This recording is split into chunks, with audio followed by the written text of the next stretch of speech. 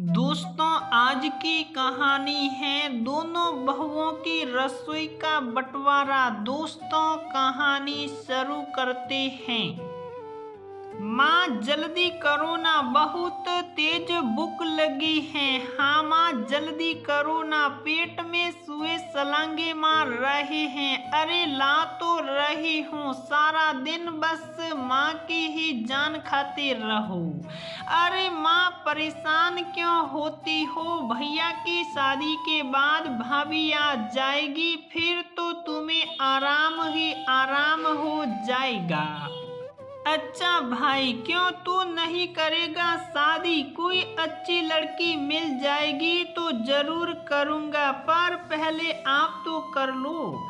हाँ हाँ, मैं भी देखूंगी बीवियों के आने के बाद तुम दोनों उन्हें कितना परेशान कर पाते हो। हाथ में सब्जी का डोंगा लाते हुए उमा ने कहा। तो उसकी बात सुनकर उसके दोनों बेटे मुस्कुराने लगे। इसके बाद सुशील और अनिल दोनों उंगलियां साट साट कर खाना खाने लगे। और फिर अच्छा, एक बात और है माँ, तुम्हारे हाथों का जो स्वाद है ना, वो कहीं और नहीं। रहने दे, बड़ा आया, जब तेरी बहू आ जाएगी तब पूछूंगी कि किसके हाथों का स्वाद ज्यादा अच्छा है। वाह माँ वाह, क्या बात कह दी। ओए, तू चुपचाप खाना खा, ज्यादा बोलेगा ना तो तेरी शादी पहले करा दूंगा, समझा? सुशील की इस बात को सुन कर उमा सोच में पड़ गई और फिर उसने कहा, वैसे आइडिया बुरा नहीं है। मतलब कौन सा आइडिया माँ? अब अनिल भी तो अब शादी के लायक हो ही गया है, ठीक ठाक कमा भी लेता है, तो तुम दोनों की शादी एक साथ ही कर देता हूँ। अरे अरे, ये बात कहाँ से आ गई? शादी की बात तो भैया की चल रही है ना, तो उन्हीं की कराओ, मुझे इस पसड़े से दूर रखो। और वैसे भी मैंने सुना है। क्या सुना है तूने? अरे मैंने सुना है भाई तभी तक भाई को प्यार करता है जब तक वह पति नहीं बन जाता। एक बार बीवियां आ गई तो फिर तो रायता ही फैलता है। क्यों माँ, ऐसे कैसे? मैं तो हूं ना सब कुछ समेट कर रखने के लिए। उमा ने ये बात यूं ही नहीं कही थी। काफी सोच विचार के बाद उमा कुछ दिनों के बाद ही दो सुंदर बहुओं को अपने घर ले आई। अपने दोनों बेटों के घर बसाकर वह बहुत खुश थी, लेकिन ये वाकई इतना आसान भी नहीं था। अभी असल रायता तो फैलने बाकी था। कुछ दिनों तक तो सब ठीक चला, लेकिन फिर एक दिन, सुनो जी, मुझे आपसे एक बात करनी है। क्या हो गया, बोलो? अरे वो अनीता, वो तो बहुत ही फिजूल खर्च कर रही है। मतलब ऐसा क्या कर दिया उसने? जब देखो खाने में पनीर मुर्गा, बस यही सब बनाती रहती है। हाँ तो क्या हो गया? हुआ यह कि जो राशन 6,000 में पूरा हो जाना चाहिए था, मैडम की वजह से 12,000 से 15,000 तक पहुंच रहा है। ऐसे ही चलता रहा तो हम तो सड़क पर आ जाएंगे। अपनी पत्नी सुनीता की बात सुनकर सुशील भी सोच में पड़ गया, मगर यह कहानी सिर्फ इसी कमरे में नहीं चल रही थी, बल्कि दूसरे कमरे में भी यही हाल था। छोटे भाई अनिल की पत्नी अनीता भी उससे अपनी जेठानी की शिकायत कर रही थी। देखो जी, ऐसे नहीं चलेगा, मैं कह देती हूँ। पर वह क्या तुम्हारी भाभी भिखारियों के खानदान से हैं क्या?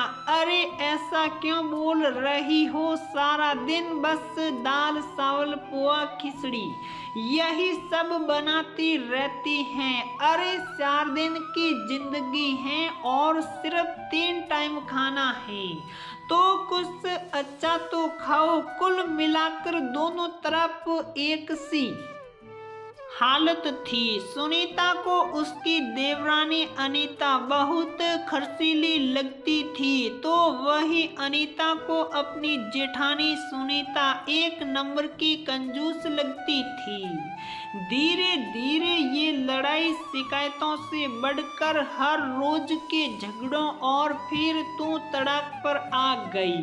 आखिरकार उमा परेशान होकर घर की रसोई का बंटवारा कर दिया। दोनों बहुओं के सुल्ले राशन यहाँ तक कि मसालों के डिब्बे तक अलग अलग हो गए। दोनों बहुएं अलग अलग वक्त पर खाना बनाने लगी और रसोई के इस बंटवारे के साथ ही दोनों भाइयों ने भी आपस में बातचीत करना बिल्कुल बंद कर दिया। हालांकि दोनों बहुएं अब बहुत खुश थी। अब सब बढ़िया है, जो खाना है खाओ, किसी की रोक टोक नहीं। अब मजा आएगा जब यह उठ पटांग खाकर पेट खराब होगा ना, तब पता चलेगा। दूसरी तरफ उमा इस सब से बिल्कुल खुश नहीं थी। वह बस इसी सोच में डूबी रहती कि आखिर कैसे दोनों बहुओं में सुलह हो और घर की रसोई फिर से एक हो जाए। तभी उमा को एक आइडिया आया। जिस वक्त रसोई में कोई नहीं था, तभी उमा चुपचाप रसोई में गई और अनीता के आटे के डिब्बे में से ढेर सारा आटा निकाल लिया। फिर मौका देखकर अनीता के सिलेंडर का पाइप निकालकर काफी सारी गैस खिड़की से बाहर उड़ा दी।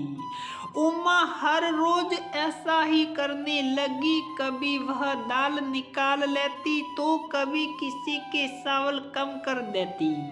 इस वजह से दोनों बहू का राशन बहुत जल्दी खत्म होने लगा। दोनों भाइयों पर दुगना खर्च पड़ने लगा। और तब एक दिन, अरे यार अनीता, कहाँ से लाऊं इतने पैसे भला?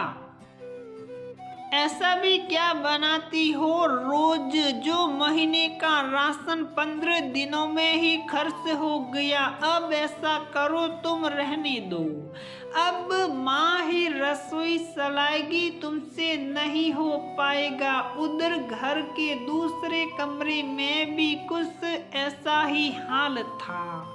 एक तो सारा दिन खिचड़ी और दाल चावल खाकर मैं खुद पक चुका हूँ, और उसमें भी तुम्हारी रसोई में राशन इतनी जल्दी खत्म हो जाता है। सिलेंडर पर सिलेंडर भरवाई जा रही हो। बस अब बहुत हो गया। तुम्हें अपने मायके जाना है तो जाओ, या एक ही रसोई चलेगी और उससे मेरी माँ चलाएगी, समझी तुम?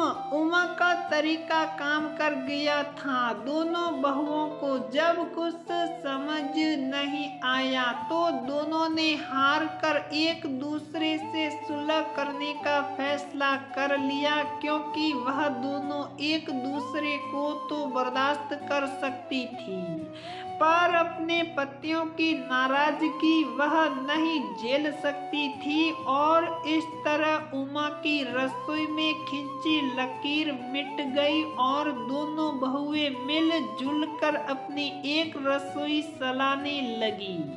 तो दोस्तों, हमारी यह कहानी यहीं पर समाप्त होती है।